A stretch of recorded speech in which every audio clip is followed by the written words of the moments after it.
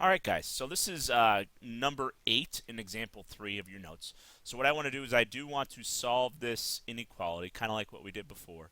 I'm going to go at this a little bit faster. Remember, you guys can pause it if I'm going too fast to write down everything that we're doing. So I do want to get one side to be 0. So I'm going to get 2x squared plus 5x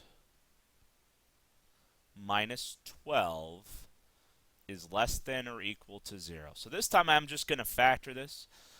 So when I factor this, I end up with 2x minus 3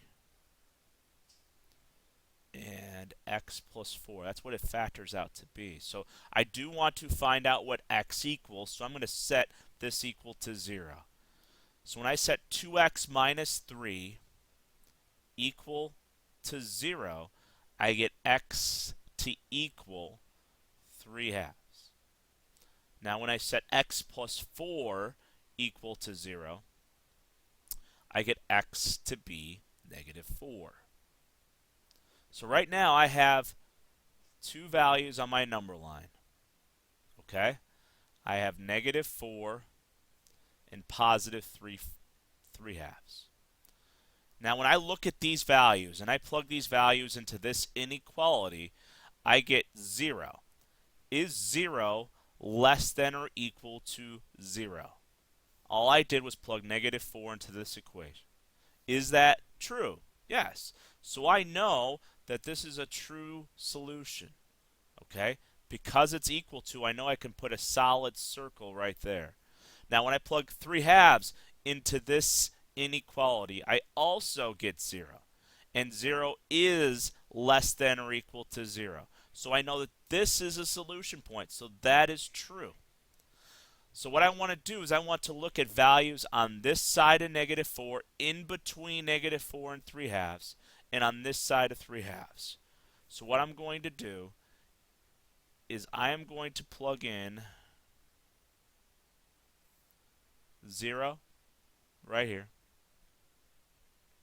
I'm going to plug in 2, and I'm going to plug in negative 5. Now what happens with negative 5 is I'm looking at all values. It does not matter what value I choose that's smaller than negative 4. Negative 5 will tell me enough about if these values are solution. So when I plug negative 5 into this inequality, I end up with 13 being less than or equal to 0. All I did, and I just found this out before, I plugged negative 5 in. That does get me 13. So is 13 less than or equal to 0? No, it's not. So I know nothing on this side of negative 4 will be a solution. So if I look at 0, well, or let's start up with 3 halves. Let's plug 2 in. Anything on this side of 3 halves, is that a solution? When I plug 2 in, I get 6.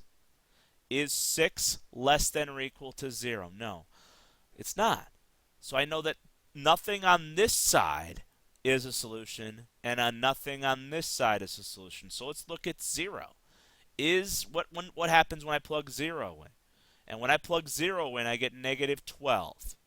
Is negative 12 smaller than or equal to 0?